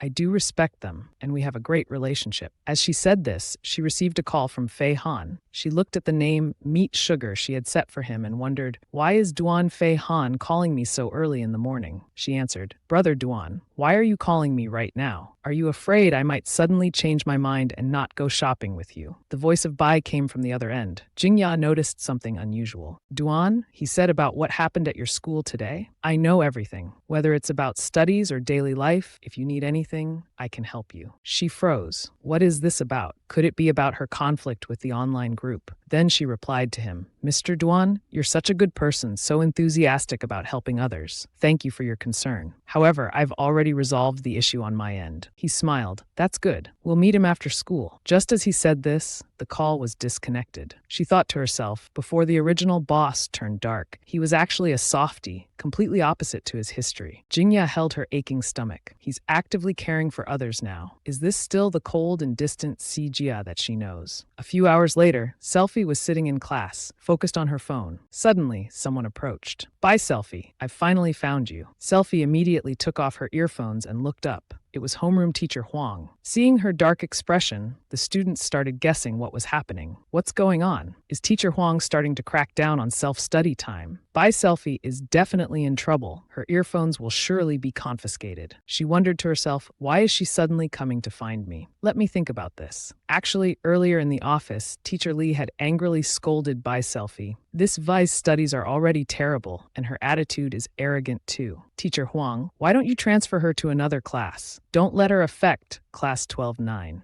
But Teacher Huang smiled and said, she just transferred here. Give her some time to adjust. Come on, here's some candy she gave me. Have some, Teacher Lee, to calm down. Then Teacher Lee poured some candies into her hand. Not caring about studies, only knows how to bribe teachers with candy. But she still put them in her mouth and ate them. After a while, she thought, this candy is really good. I feel much better after eating it. As Teacher Zhao rushed in and grabbed the bottle. Wait, Teacher Lee, where did you get what you're holding? She looked at Teacher Zhao. What's wrong with this candy? Is it from some famous brand? He said, the technique used for this candy jar is similar to the elixir refinement technique that was lost hundreds of years ago. I've only seen it in books. They were all shocked. Is that possible? Has this been recreated? The taste doesn't seem like regular candy. It does have a medicinal scent. Teacher Zhao was still amazed. Recreation. This technique is beyond anyone's understanding. It's impossible to recreate. I need to take a picture and show my grandfather. He's an expert and surely won't misjudge. He then took out his phone and started taking multiple photos. Suddenly, a woman walked in. Excuse me, is homeroom Teacher Huang here? I'm Teacher Zhou Feng's wife. I'm here to help him organize some documents. Teacher Huang said cheerfully. Oh, it's you. How is Teacher Zhou Feng doing? She smiled. My husband's illness has been cured. Teacher Zhao said, that's right. This illness usually takes years to cure. If you have any difficulties, just let us know. Originally, it was like that. The wife explained everything. After hearing this, they were even more shocked. Wasn't it terminal cancer? How did it heal so quickly? The wife rubbed her chin and said, but last night, student Bai Sovi gave him acupuncture. She also gave him some special medicine. After taking it, there was a positive change. The doctors are calling it a medical miracle. They were stunned. First, she discovered Teacher Zhao's illness. Now she's even cured it. Could she be some kind of medical genius? Teacher Huang wondered, is that really medicine? I've been suffering from diarrhea for years. Even doctors couldn't cure it. If this medicine can cure it, it would be the greatest hope of my life, she said as she opened the medicine bottle. Why are there only 3 pills left? Miss Lee hesitated. This? Homeroom Teacher Huang angrily exclaimed. Miss Lee, didn't I give you just 1 pill to try? Why did you eat them all? Are you that greedy? Even with medicine, you eat so much. Miss Lee apologized sheepishly. Suddenly, she clutched her stomach in pain. Wait, why does my stomach suddenly hurt? She rushed off. Where's the bathroom? Homeroom Teacher Huang sighed. I'll have to swallow my pride and ask her for more. After calculating on her fingers, Sovi understood. So that's it. This time Li Quan is in trouble. Anyone not sick who takes it will get diarrhea. Homeroom Teacher Huang said apologetically, Bai, that candy you gave me this morning, it's not actually medicine, is it? She immediately handed it to her, smiling brightly. Homeroom Teacher Huang said, this time, keep it safe. She nodded repeatedly. I'll keep it safe. Then she handed her a stack of documents. That's right. These are math materials Teacher Zhou Feng's wife brought. She asked me to give them to you. Said Teacher Zhou worked on them for days. Here, take them. You must study hard. Sovi forced a smile as her conscience was screaming, I really don't need this. I don't like studying. The students were shocked. What did Bai Sovi give homeroom Teacher Huang that made her so happy she forgot to confiscate his earphones? Is this really the demon Huang we know? Suddenly, a student stood up and said loudly, Homeroom Teacher Huang, it's self-study time, but Bai Sovi is wearing earphones. Why didn't you confiscate them? She immediately turned and glared at him. If you hadn't mentioned it, I would have forgotten. You too. Hand over all your phones and gaming devices. Don't think I didn't see earlier. They complained loudly. Double standards. Why don't you confiscate Bai Sovi's? You're showing favoritism. Seeing the situation, Sovi quickly turned on her speaker. The phone played an English vocabulary word. She said, I'm practicing listening. They were speechless. She really is practicing listening. Later, Jingye saw her packing up her books and asked from afar, Vivi, where are you going? Aren't you staying for self-study? She smirked. Idiot, I have a date with your uncle for tonight. Of course I have to skip class. He was horrified and speechless. Uncle for a date. He spoke so loudly that Jingshen behind him noticed. He suddenly felt a bit uncomfortable. As Sovi was about to leave the school gate, a voice suddenly called out to her. Classmate Sovi, please wait a moment. She turned around. It was class president Shua Jingshen. She asked, do you need something? He scratched his neck awkwardly. Classmate Bai, are you still not quite familiar with the school, so you're skipping self-study? If you need anything, you can tell me. But she calmly replied, I'm familiar with everything. I'm going on a date. Jingshan was stunned. Huh. She winked at Shua Jingshan. You care about me so much. Do you like me? He immediately raised his hands in denial. Classmate Bai, you misunderstand. If you have to go on a date, I won't bother you anymore. He thought to himself, although Bai Sovi is really beautiful, who would want a girlfriend that they can't understand? Sovi smiled lightly, thinking to herself, reasonable. The male lead belongs to the female lead, so I won't like anyone else now. Then she prepared to leave. Class president, if you don't like me, then don't do things that make others misunderstand. It's good to be enthusiastic about helping others, but be careful not to overdo it. Jingshan was stunned by her words. Sovi looked at the car parked in front of the gate. The person I'm waiting for has arrived. Goodbye, class president. She then went straight to sit in the passenger seat. Mr. Doan, thank you for picking me up. Are you driving yourself today? She followed his gaze. What are you looking at? Suddenly, she accidentally saw a confrontation through the expressions of two young men, Jingshen and Fei Han. She thought to herself, as expected of the future antagonist and the future male lead, they haven't even started yet and already dislike each other. Fei Han was very uncomfortable. Who was he? Why was he so close to Bai Sovi? But outwardly, he changed the subject. Let's go. We're going to Lingyao Street to buy medicine. After arriving, Sovi boldly asked the shopkeeper, do you have 100-year-old wild ginseng? Give me 10 kilos. The shopkeeper was stunned. Have I met a big spender? But I've never met a newlywed couple with this much money. He smiled awkwardly. Young lady, it's not that I don't want to sell, but 100-year ginseng isn't radish. I don't have 10 kilos. How about you and your boyfriend wait a bit? I'll contact other medicine shops here in Lingyao Street. Hearing this, Sovi took out a piece of paper. If that's the case, I'll give you a prescription. Get me 10 kilos of each medicine on this list. Fei Han glanced at her and thought, she didn't deny when he called me her boyfriend. The shopkeeper took the paper and was dazzled. Oh my, each of these medicines is extremely precious. If we follow this prescription, the cost will certainly be no less than 200 million. Are you too serious? Fei Han calmly replied, do as she says. Money is not an issue. The shopkeeper, as if striking gold, hurriedly ran off. I'll prepare it right away. May you two be in harmony for 100 years, together for life. Everyone, come help prepare the medicine. A big deal has arrived. Sovi pondered his words. What's this about harmony for 100 years and together for life? What does this shopkeeper think he understands? Yet she noticed he remained calm, as expected of an antagonist, being misunderstood yet staying so normal. The people at Lingyao Street were busy preparing a pile of medicine. Everyone was in a flurry. Sovi sipped some tea and said to him, come to think of it, Mr. Doan, aren't you curious about what medicine I'm buying or why these prescriptions are so expensive? He didn't look up,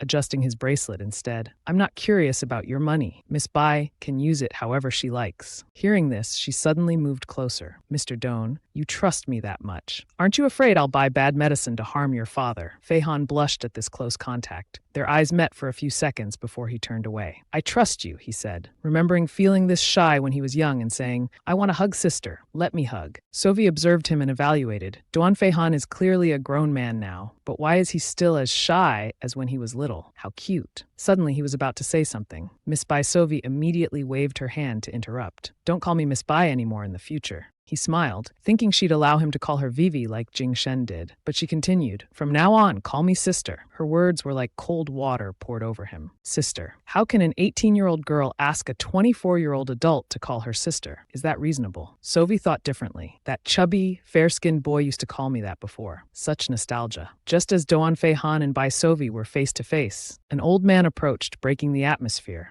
Sorry to interrupt your intimate moment, but something has happened. The Four Seasons spring prescription is only available at the largest pharmacy in Lingduo Street, but they refuse to sell it. Fei Han frowned. How can a business not sell? At this moment, someone burst in. Bai Sovi, I won't sell this medicine to you. The person who burst in was Deng Man. She continued, do you know why our Deng family, although we have no money, no one in Honghua dares to touch us? Do you know why? Because my father is the disciple of Liu Zhen, a nationally renowned doctor. Offending our family is offending him, offending the entire medical community. Deng Man pointed arrogantly, and people can't avoid getting sick. Do you understand? Today you made me get punished at school. Unless you kneel down, cry, and apologize to me, I won't sell you this Four Seasons spring. Sophie laughed hearing this. In all my life, few have dared to threaten me. Her expression suddenly changed. Moreover, who said I need this medicine? Deng Man was stunned with surprise. Sophie smiled, pointing at Fei Han, and continued, "This is Doan Jingye's fourth uncle, Doan Fei Han." Deng Man was shocked. It's over. Everyone says the fourth master dominates the entire business world with his imposing manner. This is not someone she could provoke. Moreover, the current situation with Four Seasons Spring. Just thinking about it, her limbs were already trembling as she stammered. "Fourth master, what I just said was all nonsense to intimidate Bai Sovi. Actually, we can't sell Four Seasons Spring to you for a different reason." Deng Man decided it was better to tell the truth. Thinking this, she continued, "Four Seasons Spring is too precious. My father and I can't decide whether to sell it or not. We need Old Liu's approval." Sophie rested her chin. Old Liu. If you hadn't mentioned him, I'd have almost forgotten about him. He must have been having nightmares since last night, right? Deng Man was extremely surprised. Old Liu indeed had nightmares, to the point his spirits were low all day. But how did Bai Sovi know about this? Sophie elegantly stood up. "All right, let's go to the Liu family's pharmacy to see this old Liu first." Fei Han casually picked up her bag to help. Unexpectedly, it felt too light, so he asked Miss Bai, "Why is your bag so light?" She calmly replied, "In the bag, besides a few famous books that brat Doan Jingye gave me, there's nothing else. Of course it's light." Doan Fei Han seemed to have swallowed 10 barrels of vinegar, only Doan Jingye's books as gifts. Sophie saw his dumbfounded face and urged, "Why aren't we going yet?" Only then did he calm down and follow her. At the pharmacy, old Liu was lying on a bamboo chair sunbathing, but he seemed quite uncomfortable. In his dream, voices constantly criticized him. Fragments of memories appeared. "You ungrateful disciple. How dare you disrespect the ancestor? Today, I'll take you with me to prevent you from displeasing the ancestor again." Old Liu screamed in protest. "No, master. I didn't know the ancestor was just a kid. That's why I made such a mistake. You've tortured me day and night already. Please spare me." At this moment, Bai Sovi's voice faintly reached his ears. "What are you doing? Old Liu is sleeping. How can you barge in like that? Wait, Director Doan, what are you doing with that water basin? Are you crazy?" "That's old Liu." Liu Chen woke up from having water splashed on him. He was furious to the point of madness. He quickly demanded, "Who woke me up like this?" Deng Man timidly replied, "Grandpa Liu, this has nothing to do with us. It was Bai Sovi. She told young Master Doan to splash water on you." Liu Chen was thunderstruck. Bai Sovi. And right before him was indeed Bai Sovi, standing next to Doan Fei Han holding an empty basin. Deng Man smiled maliciously, as if eagerly anticipating old Liu to tear Sovi apart. On the contrary, Sovi was relaxed, smoothing her hair calmly as if nothing had happened. Suddenly, Liu Chen hurriedly knelt down, kowtowing, "Ancestor, I was wrong. Before, this disciple was blind to greatness, offending the master. I was foolish." Deng Man was frightened 100,000 times over. She never thought the situation would turn out like this. Sophie smoothed her ponytail. "All right, today I'll let your master return. As for you, tell me now, will you sell this Four Seasons Spring or not?" Deng Man leaned close to old Liu's ear and said, "Grandpa Liu, Bai Sovi wants to buy Four Seasons Spring. She said she wants to buy 10 caddies. Tell me, will you sell it or not?" Liu Chen immediately shouted, "What do you mean sell or not sell? Sell your head. Who dares to sell?" Deng Man was stunned by the yelling. She thought Grandpa Liu had really gone senile. It seems she had overthought it. How could he possibly sell to Bai Sovi? But what Deng Man never expected was Liu Chen directly knelt down, holding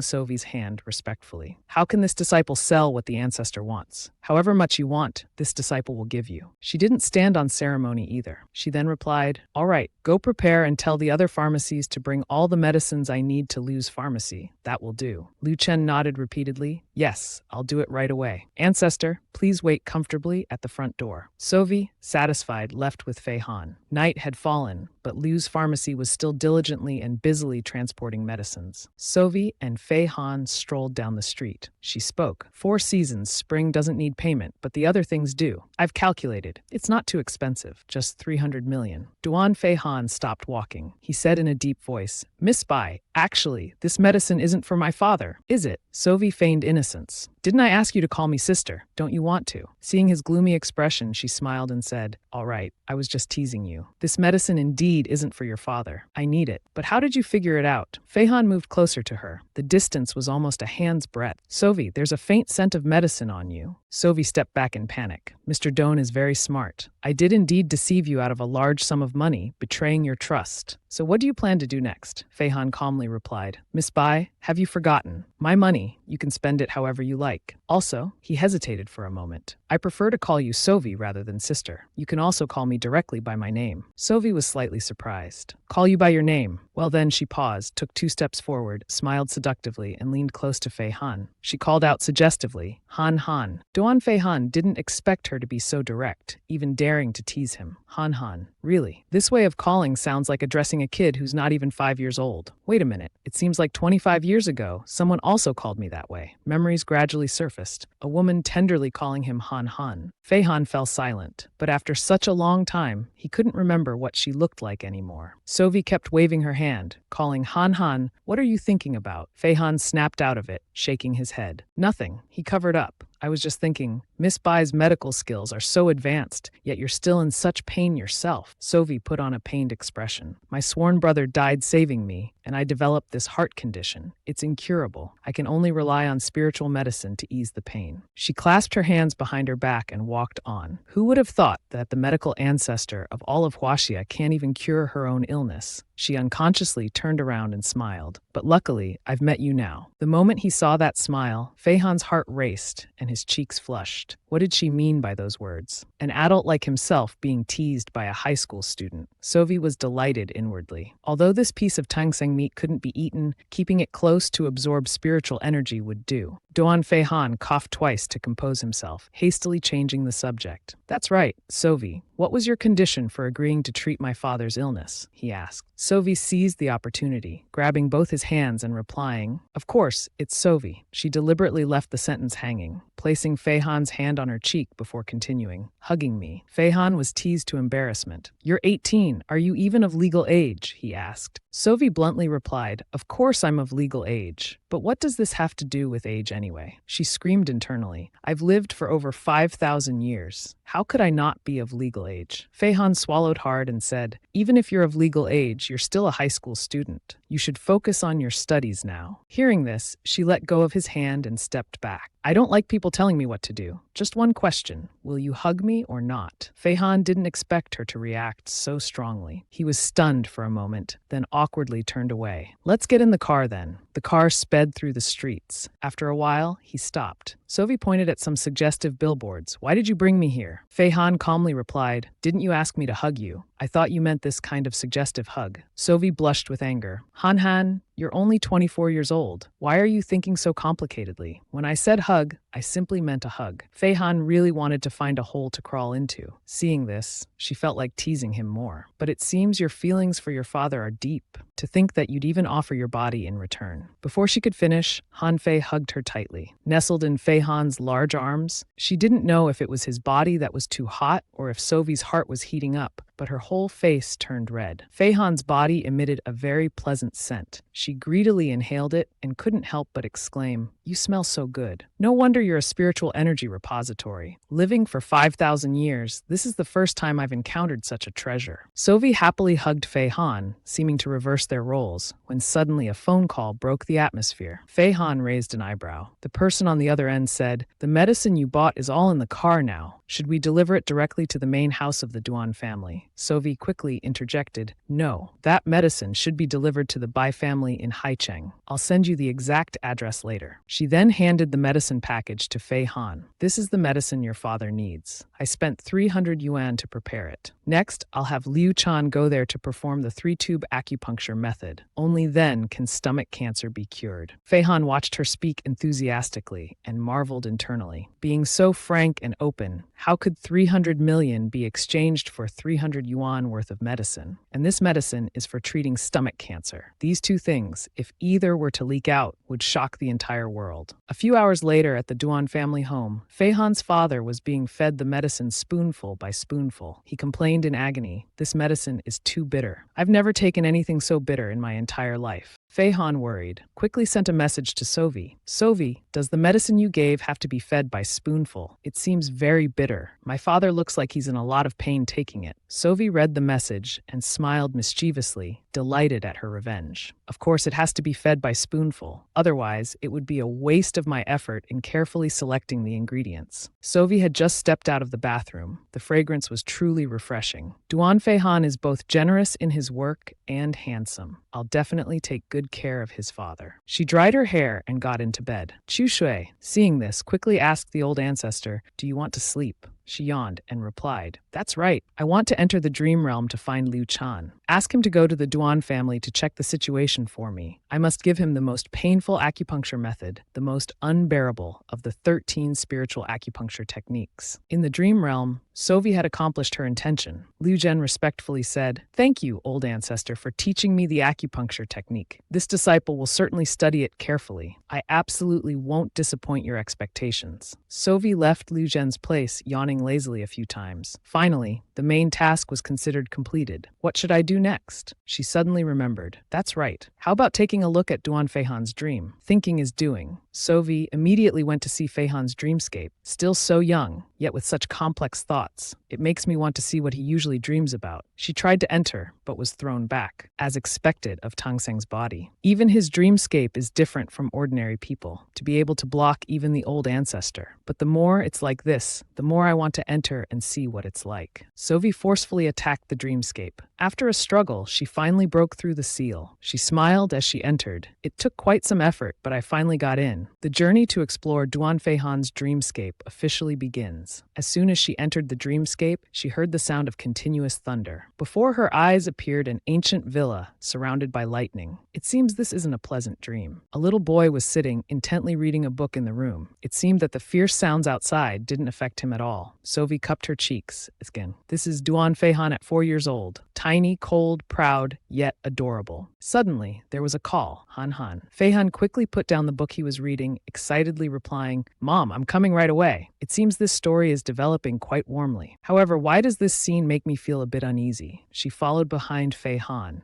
At this moment, the little boy pushed open the door, calling out loudly, "Mom." The woman stood leaning against the railing, silently looking at Fei Han without saying anything. She slowly raised her head and finally leaned back off the railing, falling freely. Fei Han rushed forward, but those small and short arms couldn't hold on to an adult intentionally falling. He could only desperately call out, "Mom." Sovi was also shocked. That's right, I remember now. When describing the big boss, Duan Fei Han, in the book, it mentioned that from a young age, he was haunted by nightmares about the day his mother committed suicide. Fei Han stood frozen, in pain to the point of suffocation. Sovi quickly reached out to hug the little Han Han. "I understand the feeling of nightmares." She held his hand. "The memories you want to forget keep replaying in your dreams, constantly cutting into your heart. But all of this is just a dream, so wake up quickly." At this moment in the Duan residence, Fei Han also woke up from his nightmare. He sighed, "I had a nightmare again. This despair-inducing nightmare I've been having for nearly 25 years. But this time, it seems there was someone else's presence that made things different from before. But how could I dream of Bai Sovi? In a certain building, someone sleepily answered the phone. "Fourth young master, calling me so late at night. Did you have another nightmare?" This person was Li Luo, Duan Fei Han's private psychologist. He continued, "Do you need me to come over right away?" Fei Han replied, "No need to come. I'm fine. I want to ask you something. I just dreamed of a woman hugging me. What does that mean?" Li Luo's inner voice screamed, "What the hell? The Duan family's fourth young master is asking me to interpret dreams. And it's an erotic dream too." Thinking this, he still tried to remain calm and replied, "Fourth young master, you've probably heard that what you think about during the day, you dream about at night, right? It's possible that this dream is a reaction to thoughts hidden deep in your heart." Fei Han expressed dissatisfaction. "Dr. Li, I feel that perhaps you want to receive your last month's salary." Before Dr. Li could explain, he quickly hung up the phone. Could it be that in my subconscious, I really have some intentions towards my classmate's niece? The next day, Bai Sovi went to school as usual. As soon as she arrived, she was called away. "Miss Li, you called me here so early in the morning. Is something wrong?" Miss Li was so angry she could hardly speak. She still has the nerve to ask. Poor grades and now not doing homework. When it's time for college entrance exams, This girl will definitely drag down the average score, affecting my bonus from the school. Thinking this, Miss Lee shouted at Bai Sovi, "It's bad enough that you skip evening self-study sessions, but why didn't you submit your homework today?" Sovi calmly replied, "I didn't want to do it, so I didn't do it. Of course I couldn't submit it. To be honest, teacher, if it wasn't for following the original plot, I wouldn't even want to come to school." At this moment, a student carrying a stack of notebooks came to Ms. Lee's desk. "Here's the Chinese homework for our 11th grade class. Everyone has submitted it completely." This girl glanced at Sovi and said, "Student Bai didn't do the homework.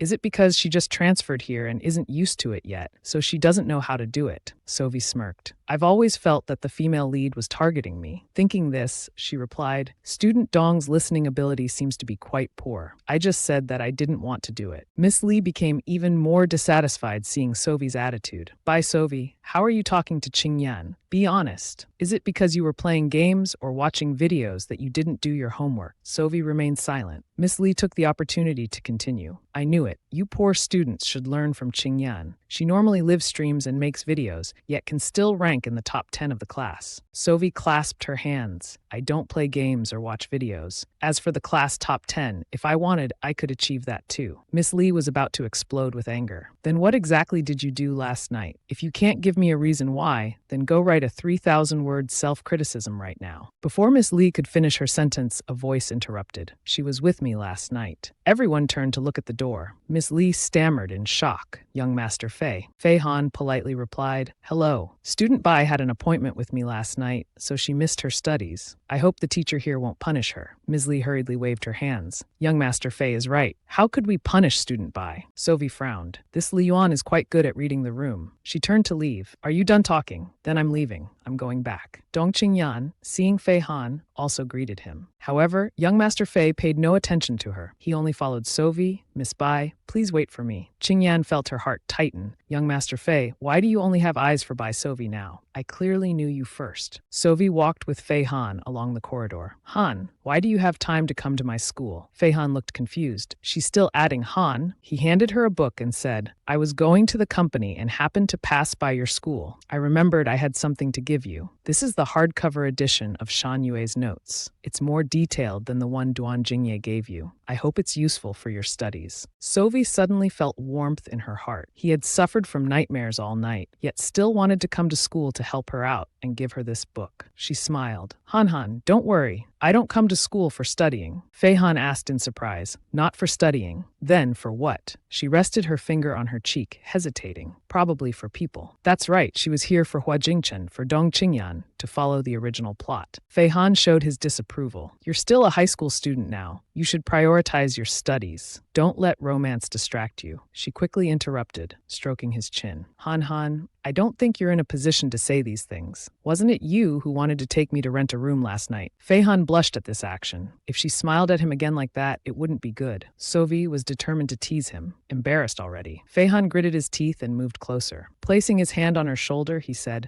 "Others can't, but I can. I can." After saying this, he turned away. "You're very smart. I hope you can secure your future. Prepare well for the college entrance exam. Like Duan Jingye. I heard he was very carefree in 11th and 12th grade. But now, to prepare for the college entrance exam, he's changed a lot. He even gave up basketball, which he loved the most." Sovi replied, "But what if he's dead?" Fei Han's face hardened. "What do you mean?" She hinted, "If I say someone wants to kill him before the college entrance exam, what then?" Fei Han clenched his fist. "If he dies, I'll definitely live and die together with the one who killed him." Sovi was quite surprised by this situation. She didn't expect the main villain, Duan Fei Han, to show such an affectionate side. Wait, she remembered that in the original story, one of the reasons for his villainy was finding out the truth about Duan Jingye faking his death. Seeing Sovi lower her head, Fei Han felt a bit confused. Why did she react like this? Did he scare her? He thought for a moment, then put his hand on her head, gently patting it. "Study hard. Don't let male classmates distract you. Love can wait. There are better men outside of school." Sovi was truly speechless. She didn't care about such things. Fei Han turned around. "I'm leaving first today. See you next time, Sovi." Watching his back as he left, she held her head. What on earth was the future main villain thinking? She didn't want to be in love. She returned to class. Just as she reached the door, she heard a voice. Jingchen, can you come to my house this weekend if you're not studying? I have some things I don't understand. My dad said I should ask you for guidance.